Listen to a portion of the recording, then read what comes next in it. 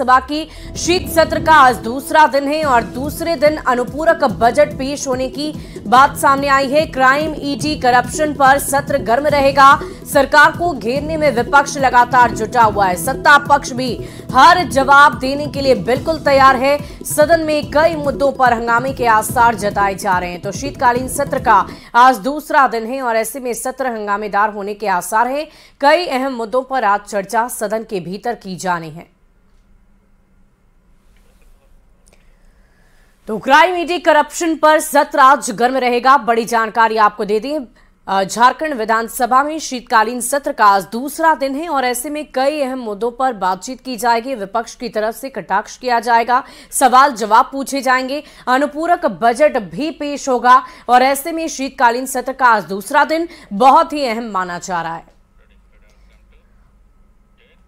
और 1932 खतियान आधारित स्थानीय नीति को लेकर राजनीति तेज होती नजर आ रही है।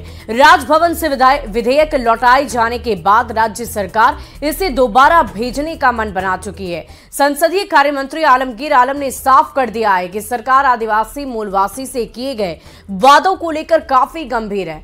और इधर बीजेपी विधायक और मुख्य सचेतक विरंची नारायण ने कहा है कि बीजेपी स्थानीय नीति के पक्ष में है, लेकिन राज्य सरकार सिर्फ उस मुद्दे पर राजनीति कर लोगों को गुमराह कर रही है।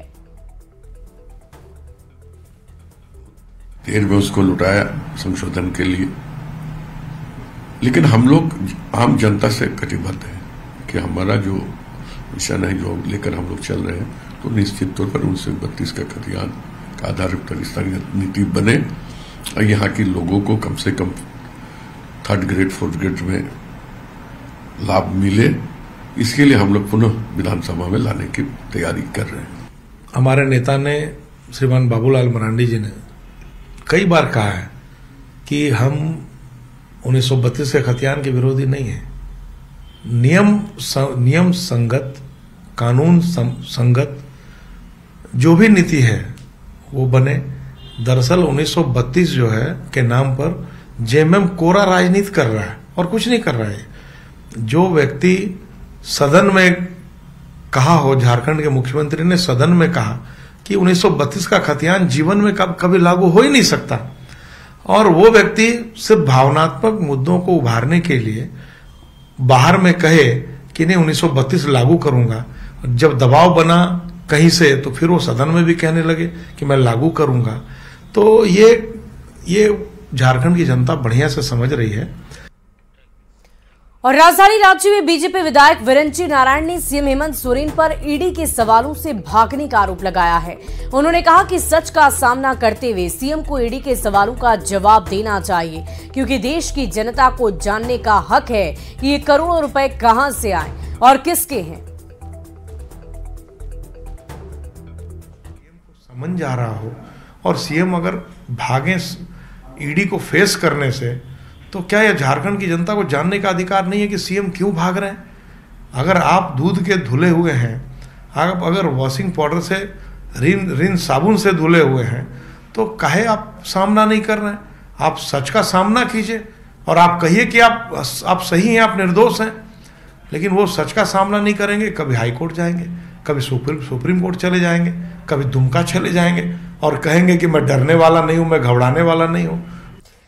और अगली खबर आपको धनबाद से बताएं, जहां लाख दावों के बाद भी स्वास्थ्य विभाग सुधरने का नाम ही नहीं ले रहा है। स्वास्थ्य विभाग ने तामझाम के साथ नियोनेटल 108 एम्बुलेंस की शुरुआत की थी। सदर अस्पताल में जन्म के बाद नवजात को सांस लेने में परेशानी होने पर SNMMCH धनबाद रेफर किया गया था, लेकिन एम्बुलेंस में ऑक्सीजन की ही व्यवस्था नहीं थी। आरोप है कि इसी दौरान बच्चे की मौत हो गई।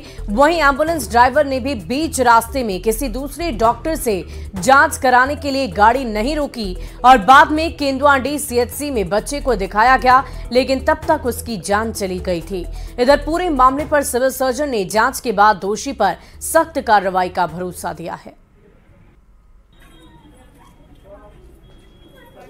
फिर जब हम अपने से खुद से चेक किए नहीं पल्स चल रहा, तब हम फिर दोबारा उनको बोले कि भैया एम्बुलेंस नहीं पल्स नहीं चेक है, चेक कीजिए। फिर भी जबरदस्ती बोला कि चल रहा चल। हम बोले कि तो हमको डॉक्टर से कोई भी यहाँ हॉस्पिटल है, हमको चेकअप कराइए। तो बोला बीच रोड में उतार कर चल जाएंगे, हम फिर दोबारा एम्बुलेंस में नहीं चढ़ाएंगे। एक बोला एम्बुलेंस वाला? हाँ, एम्बुलेंस में आप कहाँ से बैठे थे? PMCS। अभी सुपरफिशियल जानकारी हुई है जी। जांच की प्रक्रिया शुरू कर दी गई है। जांच की प्रक्रिया पूरी होगी और जो दोषी होगा वो दंडित होगा। निर्देश दिए हैं कि पहले वो तो रिपोर्ट दें कि उन्होंने क्या क्या। एम्बुलेंस यहाँ कैंपस पर आई, एम्बुलेंस को हम यहाँ चेक कर लेंगे, जो हमारे लेवल से कार्रवाई होगी करेंगे और बाकी कार्रवाई के लिए राज्य सरकार को भी स्वास्थ्य विभाग को अनुशंसित कर दें। धनबाद स्वास्थ्य विभाग स्वास्थ्य सुविधा को बेहतर करने के लाख दावे कर रहे हैं, लेकिन इसकी पोल खुल चुकी है। न्यूनेटल एम्बुलेंस जो कि नवजात बच्चों को सभी बेहतर इक्विपमेंट उपलब्ध कराने वाले एम्बुलेंस है, उसे शुक्रवार को हरी झंडी दिखाने का काम धनबाद सिविल सर्जन, SNMMCH के अधीक्षक और यूनिसेफ के डॉक्टर ने किया था। लेकिन आज उसी एम्बुलेंस में नवजात बच्चे की मौत हो गई है। परिजन का आरोप है कि एम्बुलेंस में जो ऑक्सीजन लगाए गए थे वह ऑक्सीजन उस गंभीर अवस्था के नवजात को मिल नहीं पाया और यही कारण है कि 2 माह के महज नवजात की मौत हो गई। इस मामले में सिविल सर्जन से हमने बात की तो उन्होंने कहा कि मामला उनके संज्ञान में आया है और सभी रिपोर्टों को वह अपने पास मंगवा रहे हैं और अगर इसमें कहीं कोई खामी बरती गई होगी तो सभी पर कार्रवाई की जाएगी।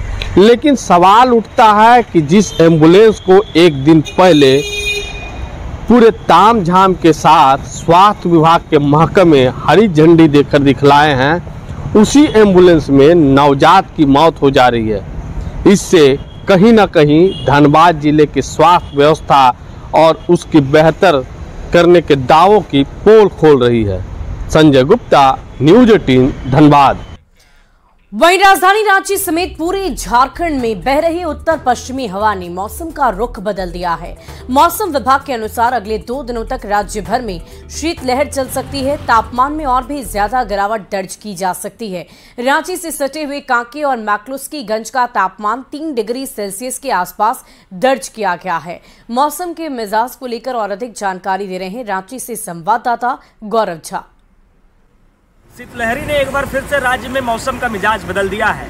शिमला से भी अधिक ठंड रांची के कांके में देखने को मिली है और कांके और मैक्लुस्कीगंज में 3 डिग्री तक न्यूनतम तापमान जा चुका है। पूरे राज्य की बात करें तो अधिकतर जिले में 10 डिग्री से कम तापमान पहुंच चुका है और इस ठंड के वक्त देखिए किस तरीके से जो रांची वासी है वो मॉर्निंग वॉक कर अपने शरीर को गर्म करने का प्रयास कर रहे हैं, क्योंकि जिस तरीके से ये पूरा ठंड इस वर्ष अब तक पड़ा है। अगर हम कल की बात करें तो कल भी न्यूनतम तापमान जो पूरे राज्य भर में है वो 10 डिग्री से कम अधिकतर जिले में देखने को मिला है। संथालपरगना के कुछ जिलों को अगर छोड़ दे तो उसके अलावा राज्य के हर एक जिले में करीबन 10 डिग्री या उनसे कम भी ठंड देखने को मिली है। अगर राजधानी रांची की बात करें तो रांची में भी न्यूनतम तापमान 8 डिग्री के आसपास देखने को मिला है। वहीं गुमला में भी अधिक ठंड देखने को मिली है। इस पूरे ठंड के मौसम में कुछ स्थानीय लोग हैं हमारे साथ, हम इनसे भी बातचीत कर लेते हैं। इनके पास देखिए दस्ताना और मफलर लगा कर निकले, टहलने में कितना तकलीफ हो रहा है इस ठंड रेगुलर वाकर है कोई ठंड कैसा है बताइए, क्योंकि कांके का ठंड शिमला से ज्यादा हो गया, 3 डिग्री तक तापमान जा रहा है। यहाँ तो अच्छा लग रहा है, हम लोग को तो मजा आता है। हम लोगों को तो इतने ही ठंड में मजा आता है। ठंड में मजा आता है। कितने बजे सुबह मॉर्निंग वॉक के लिए 6 बजे आ जाता है और गर्मी में कितने बजे निकलते हैं? गर्मी में भी 6 बजे जाते हैं। 365 डेज, 1.5 घंटा पूरे। इसके बाद गर्मी लगता है या फिर इसके बाद सब चीज खोलना पड़ जाता है, इतना गर्मी लगता है। बिल्कुल, ये ठंड का मौसम है और ठंड के वक्त देखिए किस तरीके से जो स्थानीय लोग हैं वो अपने आप में जिस तरीके से उन्होंने कहा कि क्योंकि रेगुलर मॉर्निंग वॉकर हैं तो इस दौरान इन्हें किसी भी तरीके की तकलीफ नहीं होती है और हर रोज इसी तरीके से चलने का प्रयास करते हैं। गौरव झा, न्यूज़ 18 रांची। और पश्चिमी सिंहभूम जिले में अभी ठंड और कपकपी काफी अधिक बढ़ गई है। जिले का न्यूनतम तापमान औसतन 7 डिग्री तक पहुंच गया है। ठंड और कपकपी की वजह से मुख्य सड़क भी सुबह के समय सुनसान नजर आ रही है। और अधिक जानकारी दे रहे हैं चाईबासा से संवाददाता रुपेश प्रधान। पिछले 2-3 दिनों से पश्चिमी सिंहभूम जिला में भी ठंड काफ़ी अधिक बढ़ गई है। जिले का न्यूनतम औसत तापमान 7 से 8 डिग्री तक पहुंच गया है और सुबह और शाम के समय, रात के समय कंपकंपी काफ़ी अधिक बढ़ गई है।